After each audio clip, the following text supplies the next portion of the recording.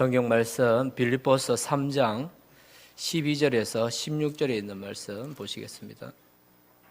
빌립보서 3장 12절에서 16절에 있는 말씀 교독하시겠습니다. 3장 12절에서 16절 교독하시겠습니다. 12절입니다.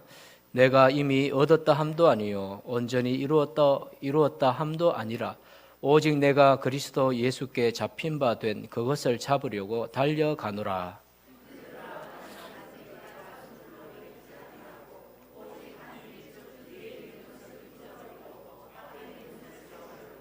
표대를 향하여 그리스도 예수 안에서 하나님이 위에서 부르신 부름의 상을 위하여 달려가노라.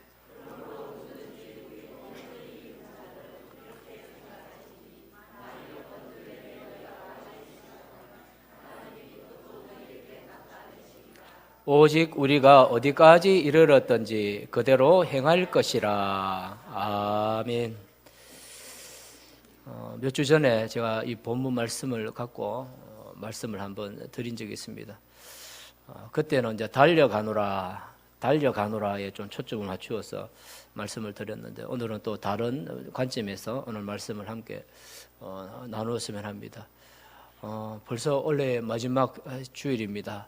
또 이제 며칠 남지 않았는데 여러분 올해를 잘 반성하고 또 새해를 잘 계획하고 계시는지 모르겠습니다. 잘 계획하고 계십니까? 예.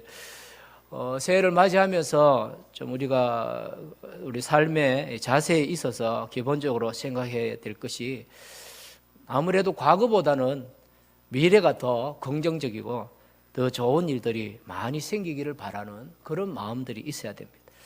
또 오늘보다는 내일이 더 나은 삶이 있을 것이다 라고 하는 그런 믿음을 갖고 우리 성도들이 또 주어진 또 생애에 충실하게 살아가야 합니다.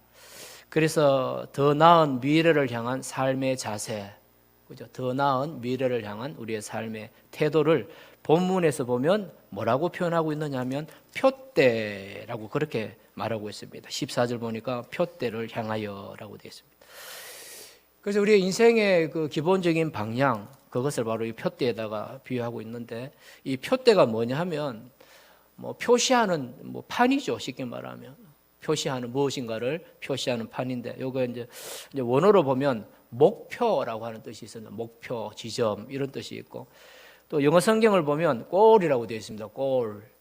이 골이라는 게 뭐냐면 우리 축구 열심히 해서 골대에다가 공이 들어갈 때 뭐라고 말합니까? 골이라고 하잖아요. 골. 그 골이나 이 골이나 똑같아요. 골 넣는다 할 때요. 골이에요. 그게.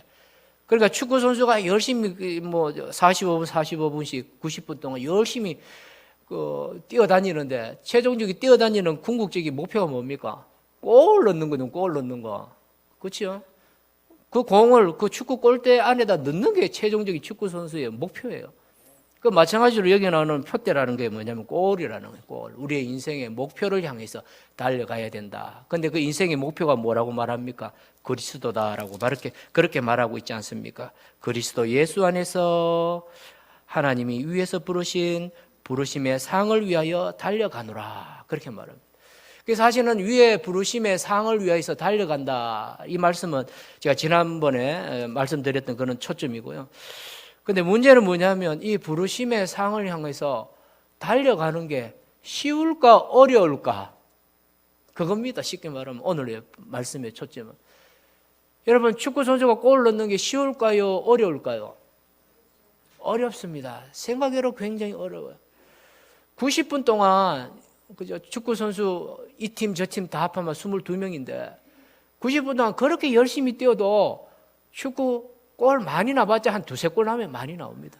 그죠? 더더욱 막 국제 대표급 축구 시합을 보면 골 뭐 한 골, 어떨 땐 비길 때도 있어요. 그게 뭘 말하냐면 골 넣는 게 결코 쉬운 게 아니다라고 하는 것이죠. 실제로 어렵습니다. 그렇지만 우리 그리스도인들은 그 골, 목표가 있어야 된다는 거죠. 목적이 있어야 된다는 거죠. 그것을 이루기 위해서 열심히 달려가야 된다는 것입니다. 베드로라고 하는 우리 사도를 여러분들은 잘 알고 계시지 않습니까? 베드로가 얼마나 위대한 하나님의 그 사도입니까? 가만히 보면은 이 순교자지 않습니까? 순교자.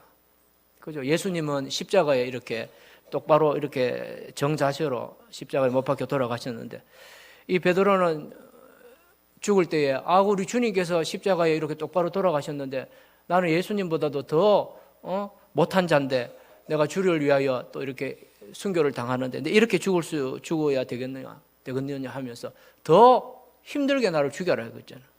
그래서 베드로는 죽을 때 거꾸로 십자가에 못 박혀서 죽었다라고 하는 그런 이야기들이 기록되어져 있지 않습니까? 얼마나 위대합니까? 뿐만 아니죠. 사도행전에 보면 이 베드로가 한번 유대인들을 향해서 설교를 했는데 설교를 쫙 하니까 예수 그리스도의 나심에 관해서부터 구약에 있는 예언부터 해서 쭉 이야기하고 십자가 사건의 의미에 대해서 부활 성천하신 것에 대해서 쭉 사도행전에 설교를 하니까 한순간에 몇천 명이 예수 믿고 회개했습니까? 3천 명이나 되는 사람들이 한순간에 회개하고 예수님을 믿었다라고 하는 그런 기록을 하고 있습니다. 뿐만 아니죠. 12제자 중에 베드로는 수제자다. 근데 이 수제자를 이제 악용하는 사람들이 있죠. 천주교에서는 그 수제자됨을 악용해서 지금 뭐 교황이다 하고 뭐 이렇게 이야기합니다만 어쨌든 대단한 분 아닙니까? 그런데 이분도 첫 출발을 보면 변변찮은 사람이었다는 거예요. 첫 출발을 보면 변변찮은 사람이에요. 어떤 사람이고 처음에 뭐 하던 사람이에요? 고기 잡던 사람이잖아요. 어부였잖아요. 그냥 어부. 지금은 우리 해양 어선 타는 분들도 계시고 또 지금 어촌에서 고기 잡는 분들이 되게 부자라고 그렇게 말해요.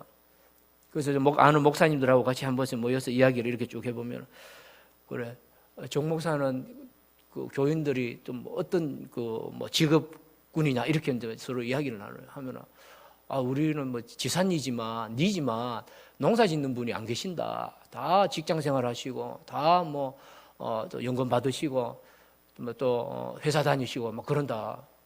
신기하게 여기는 거예요. 근데 대개 보면은 이 농촌이 있고 어촌이 있지 않습니까? 어디가 더 부자일 것 같아요? 그러니까 우리는 얼핏 보면은 이제 농촌이 더 부자일 것 같은데 실제는 어촌이 훨씬 부자라고 하잖아요. 그러면 거제도에 있는 우리 목사님들하고 이야기를 해보면 거기는 어촌 배 한두 개만 가지고 있으면 재벌급이라고 이렇게 할 정도로 그렇게 대단한 거예요. 근데 지금은 그렇지만 중요한 건 지금은 그렇게 우리 어촌에서 생활하시고 해도요 이렇게 분야가 많이 발전해서 부자도 되고 사회적으로 또 덕망도 얻을 수도 있는 그런 포지션이 됐습니다만 이 예수님 당시에는요 어촌에서는 별로 힘을 못 쓰는 거예요. 또 어촌에서 생활하는 사람들은 사회적인 지위가 낮은 사람들이잖아요. 그런데 베드로의 출발이 어디서부터 시작됐습니까? 그렇죠. 어부에서부터 출발되어진 거예요. 어부짓 하고 있는데 주님이 불렀잖아요. 그것도 뭐 할 때?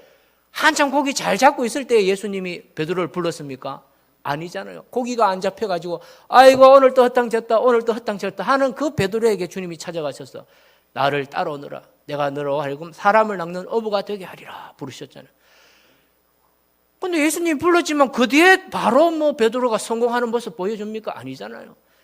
예수님이 시키는 대로 하면서도 불신이 생겨가지고 물에 빠지기도 하고 물 위로 걸어봐라 했더니 살짝 긁다가 물에 붕득 빠지고 아이고 나 살려라 하기도 하고 또 예수님이 십자가에 고난 당하시는 그 과정 가운데에 또 제사장과 그의 부하들에게 끌려가서 예수님이 신문 당할 때에 저 멀찍이 서서 예수님을 뭐합니까? 부인했잖아요. 너 예수 따라다니던 사람 아니냐? 그것도 조그만한 여자애가 그래 이야기하니까 난 모르는 사람이다. 난 모르는 사람이다. 그렇게 3번, 4번씩이나 그렇게 부인했던 베드로가 아닙니까? 그런데 하나님은 때가 되어지니 이 베드로를 어떻게 사용하셨습니까? 그렇죠. 순교자의 반열까지 쫙 이렇게 세운 거예요. 한 번 설교했는데 3,000명이나 되는 사람들이 회개하고 믿도록 하나님 만들어 주셨다는 겁니다. 인간의 눈으로 보면 또 우리 사람의 이성적인 생각으로 하면 베드로 못 배운 사람, 갈릴리 촌동네 변변찮은 사람이 있습니까? 성질만 급했지 얼굴도 시커무리하게 그렇게 생긴 사람, 단순 무식하게 생긴 사람. 그런 사람이 뭘 그래 대단한 걸 할 수 있겠어요? 그렇지만 주님은 이 베드로를 통해서 조금씩 연단시키시고 훈련시키시고 성숙시키셔서 결국은 하나님의 영광을 위하여서 거기에 쓰임받는 자리로 세워주셨다는 거죠. 그래서 오늘 본문의 말씀과 연관해서 베드로의 삶을 딱 대입을 시켜보면 결국은 베드로는 골을 넣었습니까? 못 넣었습니까? 골을 넣은 사람이 된 거죠. 그런데 이 골을 넣는 게 그렇게 쉬운 건 아니라는 거죠. 많은 세월이 필요하다는 거죠. 많은 시간이 필요하고 많은 아픔들이 필요하더라는 것입니다. 특별히 우리가 미래에 하나님이 주신 이 영적인 골, 목표를 위해서 또 우리 사랑하는 성도님들의 가정에 또 골이 있지 않습니까? 그렇죠? 또 사업의 골도 있고 있을 텐데 그 골을 위해서 우리가 이 사도 바울이 고백했던 것 중에 한 가지를 우리가 잘 유념을 해야 됩니다. 뭐냐? 부정적인 과거를 다 잊을 수 있는 그런 마음을 가져야 돼요. 다르게 말하면 복음을 위해서 희생하고 버려야 할 것들이 있다면 그것을 과감하게 다 샥 버려야 된다는 거예요. 과거에 우리의 올무 같은 것을 그대로 지닌 채는 이 골을 말 수 없다, 이룰 수가 없는 거예요. 베드로도 그와 똑같은 경험을 했지 않습니까? 예수님 제자고 수제자처럼 취급받던 베드로가 예수님을 부인했잖아요. 닭이 울기 전에 3번 나를 부인하라. 그대로 됐잖아요. 얼마나 자기 마음의 양심에 갇히게 되어지겠어요. 그거에 얽매여 있었다면 어떻게 순교를 할 수 있고 그것에 얽매여 있었다면 어떻게 그 많은 유대인들 앞에서 복음을 담대하게 증거할 수가 있었겠느냐라고 하는 것이죠. 과거에 자기 자신의 그 슬픔과 실수와 패배에 대해서, 실패에 대해서 단호하게 다 단절하는, 단념하는 그런 어떤 믿음과 단호함이 있었다는 것입니다. 우리가 생활할 때도 좀 작년 거는 작년에 다 마무리하셔야 돼요. 올해 것은 올해 안에 다 마무리해버리고 1월 1일이 되어지면 그때부터는 새로운 마음으로 여러분이 사셔야 돼요. 2015년 동안 생활하시면서 성도들 간에 서로 뭐 오해가 있었다든지 또 마음에 뭐 그런 것이 있다면 그거 다 풀어버려야 돼요. 그거는 또 다 과거지사도 생각하고 다 버려야 되는 것입니다. 실패에 대한 아픔도 다 버리셔야 됩니다. 근데 사람들은 그걸 쉽게 잘 못 버려요. 그래서 우리가 뭐 잘하는 그런 말이 있지 않습니까? 세상을 사는 사람들의 사고의 유형은 크게 3가지다. 하나는 과거 지향적인 사람, 또 하나는 현실 지향적인 사람, 3번째는 미래 지향적인 사람이잖아요. 현실 지향적인 사람은 뭡니까? 과거도 생각하지 아니하고 현재도 생각하지 아니하고 과거도 생각하지 아니하고 미래도 생각하지 아니하고 뭡니까? 현실에만 충실한 거지. 현실에만 충실한 거지. 근데 요즘 보면은 이 대도시에 가보면 외제차들이 엄청나게 많이 굴러다녀요. 그리고 외제차들이 곳곳에 주차를 많이 해 있어요. 근데 한 번씩 보면 좀 놀자가 이렇게 떠오르는 그런 상황에 놓이기도 해요. 어떤 경우냐? 분명히 이 동네는 부자 동네가 아닌데 외제차가 주차가 쫙 돼 있어요. 그리고 저 건물은 뭐 평당 1,000만 원 하는 그런 아파트도 아닌데 이거는 원룸이고 투룸이고 거기다가 월세로 사는 집인데 또 불구하고 그 주차장에는 보면 삐까뻔쩍하는 외제차들이 쑥하게 주차가 되어져 있어요. 그래서 주위에 있는 분들하고 이야기를 보면 저기는 뭐 어떤 사람들이 와서 살기를 저렇게 삐까뻔쩍 외제차를 저렇게 타고 다니나. 알고 보니까 뭐냐면 젊은 사람들인데 우리에게는 미래가 없다. 그렇게 생각하고는 현실적으로 그냥 사는 거야. 그렇죠. 지금 내가 즐기고 싶은 거 있으면 그냥 즐기고 지금 내가 갖고 싶은 거 있으면 그냥 지금 막 갖고 누리는 거야. 그러면서 미래는 생각하지 않는 거죠. 미래는 생각하지 않는 거야. 그래서 뭐 나온 말이 3포 시대, 5포 시대, 7포 시대 이런 게 나오잖아요. 현실주의적인 그런 삶을 사는 사람이 있어요. 그런 사람은 그런 가정에서 태어나는 자녀들은 행복할까요? 불행할까요? 불행하잖아요.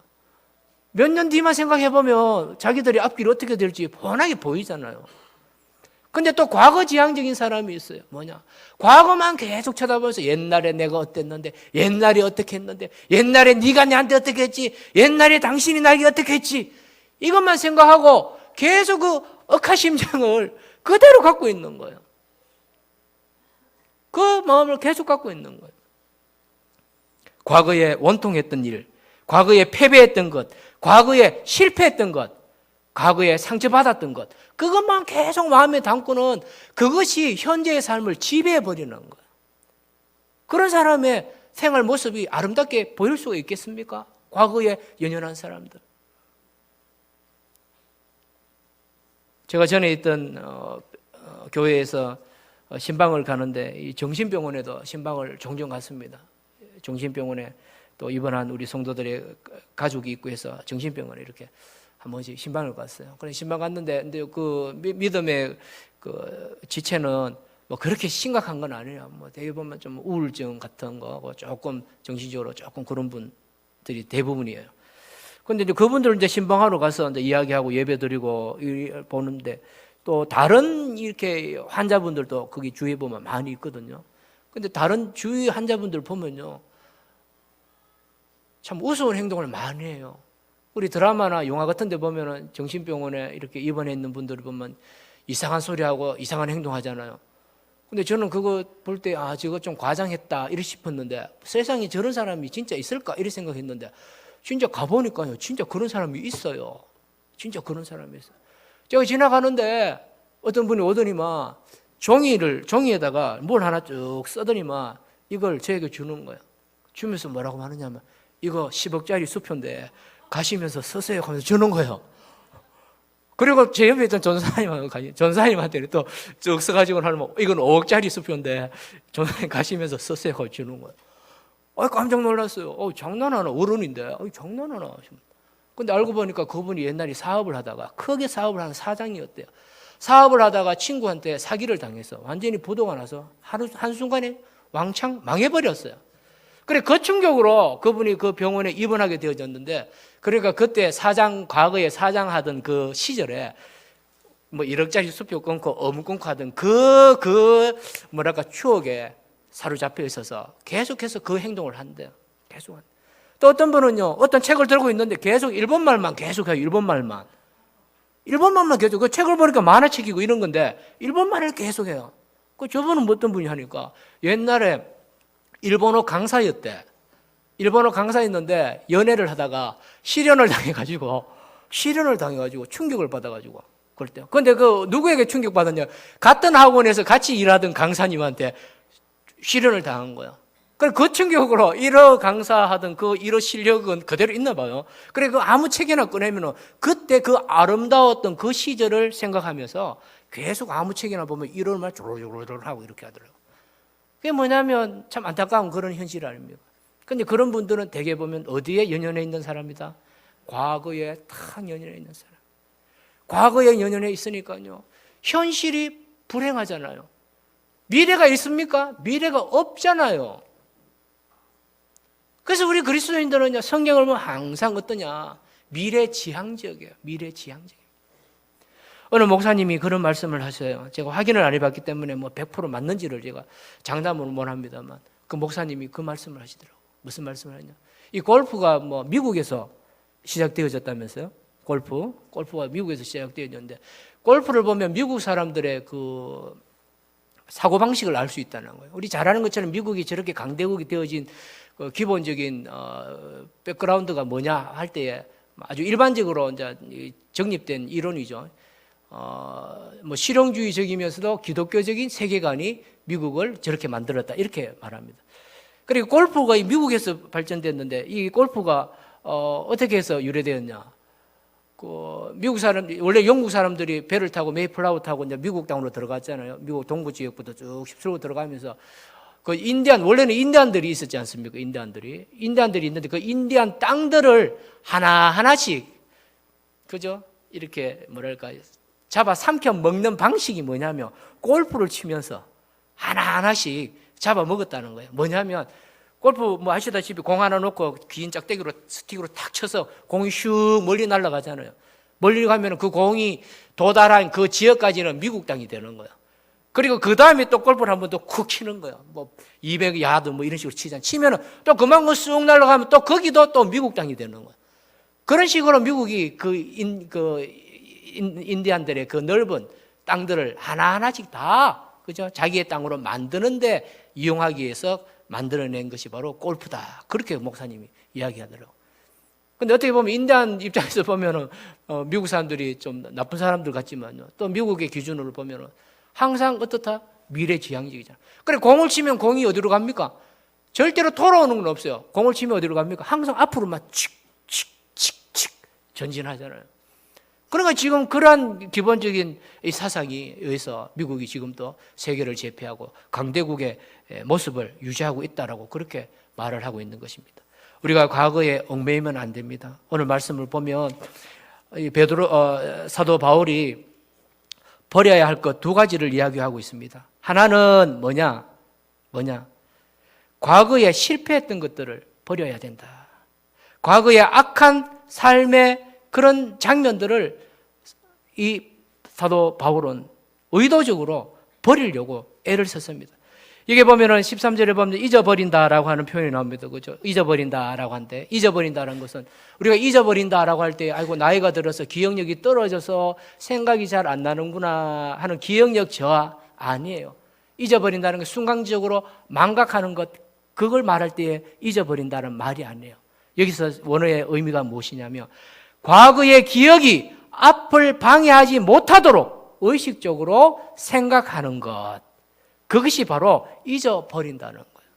그러니까 우리의 미래의 신앙의 삶이, 우리의 미래의 삶이 하나님의 축복의 삶, 또 하나님이 좋아하시고 말씀에 순종하는 삶을 살도록 하는데 그것을 방해하는 요소에 대해서 단호하게 의지적으로 그것을 끊어버린다라고 하는 거예요.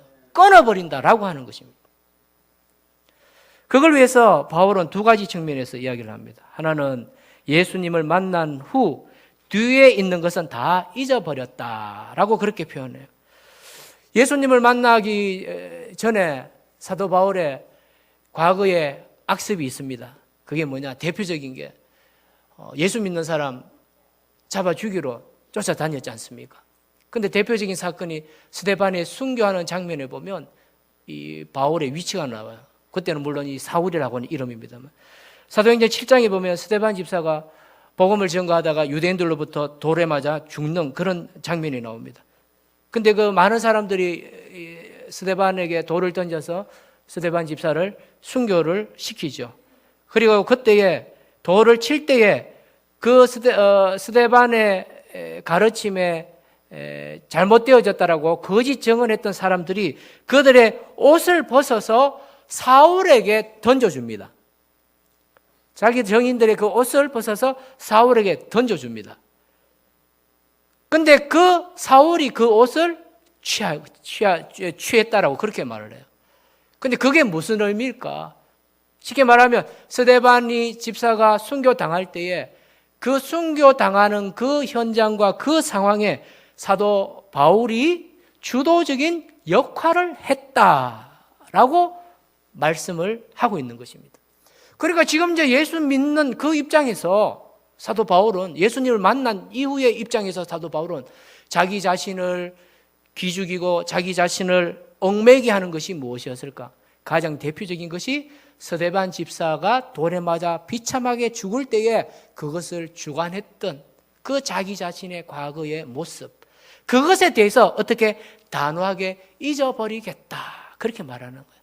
어떻게 보면 당했던 사람의 입장에서 보면, 당했던 가족들의 입장에서 보면, 너 그럴 수가 있어, 그렇게 악한 행동을 하고 그걸 잊어버린다고 이렇게 손가락질을 할 수 있지만, 하나님의 계획과 하나님의 섭리하에서는요, 우리가 당했던 그 아픔과 그 서러움, 그 비참함까지도 다 어떻게 해요?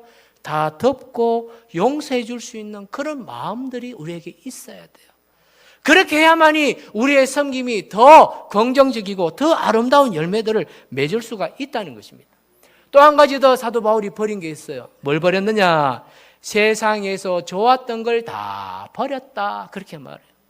그래서 이 빌립보서에서 이 사도 바울은 자기 자신의 그 모든 세상적인 지식들을 무엇에다가 비유합니까? 배설물로 여겼다, 그렇게 되어 있어요. 배설물이 뭡니까? 똥이에요, 똥. 그걸 말하는 거예요. 자기 자신이 얼마나 위대한 사람입니까? 가말리엘 문화생의 그 율법학자 아닙니까? 가말리엘 하면요, 지금 우리 따지면 스카이예요, 스카이. 서울대, 고려대, 연세대. 지금 또 이 유대에는요, 율법학교가 따로 있어요. 서울대, 연세대, 고려대 출신이에요, 가말리엘. 최고의 그 율법학교거든요. 그 출신이에요. 여기 입학하려면 어느 정도의 실력을 갖고 있어야 되느냐? 만 5세 전에 모세오경을 다 외워야 돼요. 모세오경을 다 외워야 돼요. 그 정도로 뛰어난 사람이에요. 뿐만 아니죠. 로마 시민권을 갖고 있던 사도 바울 아닙니까? 로마 시민권을 갖고 있어요. 요즘으로 말하면 여러분 미국 시민권을 갖고 있는 거예요. 요즘 미국 시민권 한 개 갖고 있어도 얼마나 그저 당당하게 우리가 행세할 수 있습니까? 사람들하고 이야기하다가 나 또 이번에 원래도 미국 한 번은 가 있어야 되는데 뭐로 가는데 놀러 가나? 아니 내가 미국 시민권이 있어서 가야 돼. 이러면 와 하고 이제 우러러보는 거잖아요. 아니 우리나라 경찰 법도 함부로 못 하잖아요. 미국 시민권 가진 사람들 함부로 못 해요. 그 정도로 끝발 있는 사람 아닙니까? 그런데 사도 바울은 복음을 전가하는 데 있어서는 내가 세상적으로 자랑할 만한 그 모든 것들도 다 동에 불과하다. 그렇게 말하자. 나는 다 배설물로 얘기한다. 오직 예수 그리스도만 드러나기를 원하고 오직 복음만이 증거되어지기를 원한다. 예수님의 사랑, 예수님의 은혜, 하나님의 역사심만 너희들에게 증거하기를 원한다라고 그렇게 단호하게 결심을 하고 있는 것입니다. 사랑하는 성도 여러분, 우리가 잊어버려야 할 것들은 잊어버려야 합니다. 어제의 우리의 공로, 어제의 우리의 봉사, 어제의 우리 헌신, 어제의 우리 희생들, 이런 것들에 대해서 우리가 잊지 못할 때 잘못하면 우리의 삶이 불만 타령을 하게 되어지고 오히려 교회와 복음의 방해꾼이 되어질 수 있다는 것입니다. 그래서 내가 가진 것이 오히려 복음을 가로막는 장애물이 되어질 수 있다는 거죠. 그래서 복음을 위해서 내가 가지고 있고 내가 경험했던 것, 내 마음에 품고 있는 것이 복음의 방해가 되어지면 그것을 다 끊어버리고 다 비워버릴 수 있는 그런 마음을 우리가 갖고 살아갈 때에 온전한 하나님의 상급을 받을 수 있다라고 말씀을 하고 있는 것입니다. 아무쪼록 우리 사랑하는 성도 여러분, 우리의 삶은 하나님 앞에 달려 있습니다. 하나님 믿고 살아가시기를 축원합니다. 하나님 앞에 미래가 있습니다. 믿으시기 바랍니다. 아무쪼록 이 말씀을 잘 기억하셔서 참 더 밝은 내일을 위해서 또 내년을 위해서 원래 끊어버려야 할 것, 버려야 할 것들 있으시면 과감하게 떨쳐버리시고 서로 하나님의 축복과 은혜 가운데 멋지고 행복한 새해를 준비하시는 우리 모든 성도님들 되시기를 주의 이름으로 축원합니다. 아멘. 기도하겠습니다. 아버지 하나님 감사합니다. 저희들에게 또 귀한 말씀을 들려주시고 또 과거보다는 미래를 위하여 또 힘을 내게 하심을 감사합니다.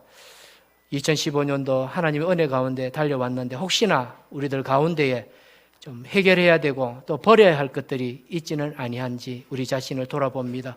성령께서 우리의 마음에 단호함을 주시고 또 결단의 마음을 주셔서 잊고 버리고 또 씻어버려야 할 것들 깨끗하게 씻고 새해를 잘 준비할 수 있는 주의 백성들 되게 하여 주옵소서.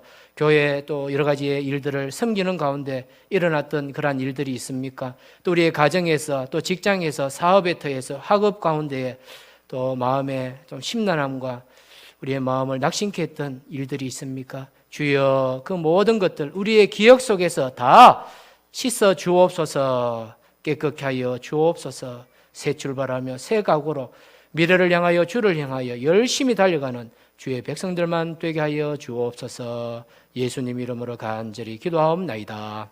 아멘.